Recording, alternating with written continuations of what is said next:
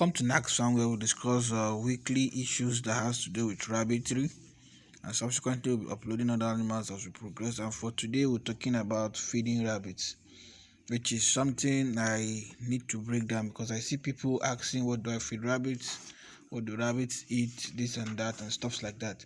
And from the pictures you've been seeing so far, it has been more of hay, forages and greens you can give your rabbit. Next, I'm showing you a chart that's trying to make you understand more on what I'm talking about today. And from the chart, you can see 80% of what these rabbits need has to do with hay, which is wilted or dried grasses.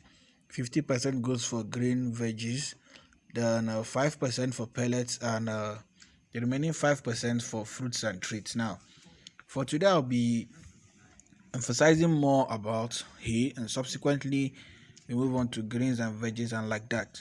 Now, onto the aspect of the hay. A lot of people still don't understand how important this hay is for these animals.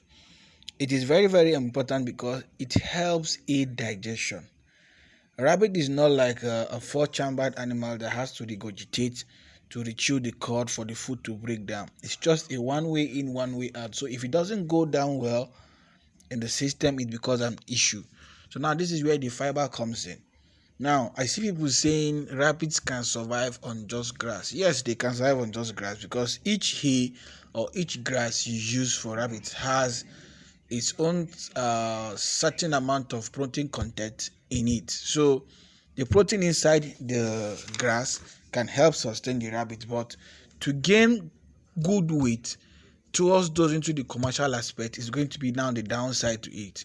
Now, if you're feeding a rabbit hay that the protein level is just 6, and generally a rabbit's protein requirement is from 12, let me say from 13 to 18, depending on the rabbit. Maybe it's a lactating, a nursing, or a growing rabbit, but from 13 to 18% protein. And if you're feeding hay that is below 12 or below 13 or even below 10, yet it's going to be alive, but good body weight to meet up slaughter at a short period of time is going to be an issue. So that is why from this chart you can see 80% is hay to help aid digestion.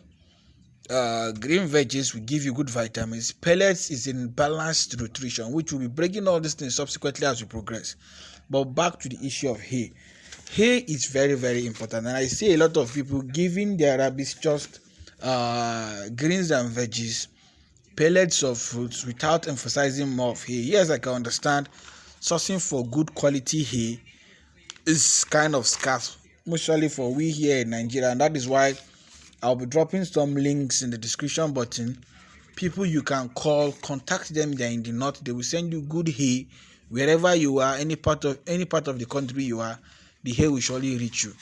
Now, for today, before we move on, I will be talking about some types of hay which is available that most people don't really know, and I'll also be posting some links where and an app also where you can snap a certain grass around you. It's going to give you the details, the name of that grass. Then when you go online or still post a site, a web page, you can type in the name of that grass. If the history or the details of that grass you posted is there, you can see the nutritional analysis of that grass, from its protein level to the fiber level to the energy level, non-digestible fiber, fat, calcium, phosphorus, and the rest. So now, it's going to be an educative class for anyone that is watching for today. You use the app, a grass around you, just a weed around you, you snap it, it gives you the name. You go to Feedipedia, that is the web link I'll be uploading. You check, it gives you the details of what you are giving your rabbit, and that is where most people don't understand. You need to know what you're giving your rabbit. That is why those abroad, those in Europe, they always emphasize on hay, which is Timothy, alfalfa, and medium. This is something they have taken their time to study, know the palatability of such hays, how good it works for them. Like for alfalfa, you hear them saying the calcium level in alfalfa is very, very high, which is going to be kind of bad for some rabbits at a certain age. But Timothy is good, Medio is good, But if you can't identify those things or you don't have them around you, this is where this app comes in, and this is where this web page comes in. You snap what you have, you check the details, and you progress. Now, move on to the next one, please.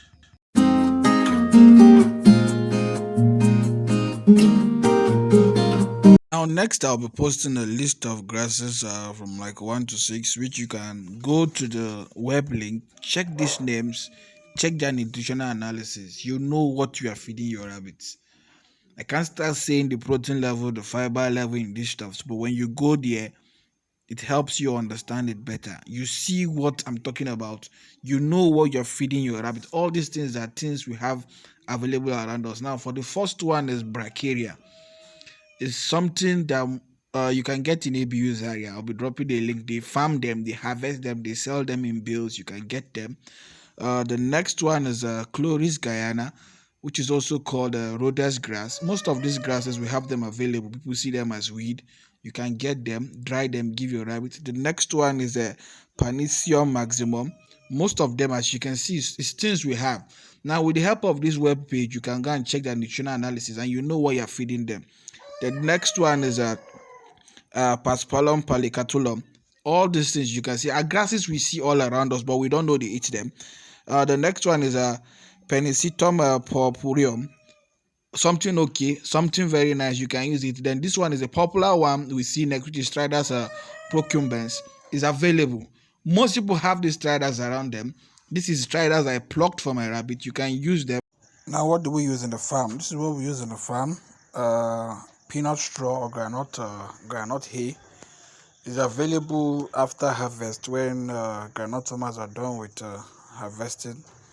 There are some people that this is what they do. They process them, they dry them, they sell them in bags. I get a bag that works, serves, but the downside to it is not that chewable or soft for winged rabbits to nibble on it successfully. So if you're not using a balanced feed in terms of pellet, if you're using a compounded feed with low quality fiber, once in a while you could be having issues of bloat or diarrhea when you give them starchy food. So I use this alongside other forms of hay and grains just to help ease digestion. But this is mainly for adults. Granite hay, it has good level of protein, it has good level of fiber. Protein is as high as 11%. You can check it on the Feedipedia, which I'll be dropping down the description section.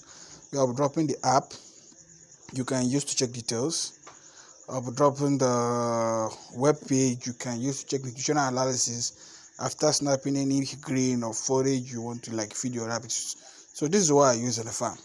Granite hay, very very good, very very good. Rabbits love them a lot. Truly, to me, I believe rabbits love granite hay more than even other forms of hay you give them. But the only problem is you have to make sure those winged rabbits can chew them successfully. Now, this is my winged rabbit, an American chinchilla grower, being fed pellets with Rhodes grass. And next, you'll be seeing some winged rabbits also. This is just strictly Rhodes grass. Down in the red bowl, you can see a pellet for them, but they chew this better than granite hay because this is soft, very very soft, and they love it very well. Now, next is a pile of Tridax I just got mixed with Rhodes grass, which will be dried. Yes, it must be dried, please. I repeat, dried. That is why it's called hay. Dried and stored in a very very dry and cool place. Avoid damp areas when storing your hay. Yes, avoid damp areas when storing your hay. And next, I'm going to visit a rice farm, and this is what I'm saying. This is a rice farm, which after harvesting this rice, most of this thing you see here like grasses is just left here to just waste off. Most of the, in short, not most of, all farmers don't do anything with this stuff. So it's another good source of fiber. You can check it on Feedipedia also. You will see the nutritional analysis of a rice straw, the protein level, the fiber level, the energy level, and stuff like that. It's something that will serve. And another thing I'm trying to make you understand, which is going to be in our next line, is greens and forages. Greens and forages. This part is something most people have around them, but don't really look into them. And when I say greens and forages, I'm talking about stuffs like these corn leaves. Yes, this is Z corn leaves. It's another good source of forage and green also. It has good level of fiber, and this is going to be our issue for next week. I'll be making videos of greens and forages you can serve to your rabbit. And another thing I want to make you all understand that a lot of people are giving their rabbits fresh vegetables, fresh grasses. It is very, very, very, very wrong, because when you give them fresh grasses, I want you to even give a good illustration. Most herdsmen don't come out with their cows uh very, very early in the morning, only when the sun is out, to help them dry whatever form of dew is on top of those grasses. Because when their cows or their goats or their rams feed on those grasses, it triggers diarrhea for them. So when you're fetching or getting dried grass or whatever you're getting, try and as much as possible you're giving them fresh. That is going to be for the vegetable section. You wash them, but for the grass, make sure it's wilted, it's dried, very well dried. Now when it's dried, you have less issue of diarrhea or cocci to be disturbing yourself about, and things you can't just explain. And one other thing is, make sure wherever you're sourcing these grasses from, be careful, because people can be so harmful. Any grass that has been sprayed with weed off and you feed them to your rabbits because you feel they're already dried, expect serious issue of diarrhea. Now I hope I've done justice for today. Have a lovely day. I'll be posting the link for the app. You can download that app. If you're using the app for a long time, it's not free, you have to pay, but it's worth your payment. You get good information of things around you. Then I'll be dropping one or two numbers for people you can call up north, that they can help you, send you like Brachyria digitata is in abuse area in bills and affordable. They transport them to you. It's a good source of fiber. This rice straw is another good source of fiber. You can get the granite hull, also granite hay is also a good source of fiber. Now have a lovely day, happy farming. See you next week, and remain blessed.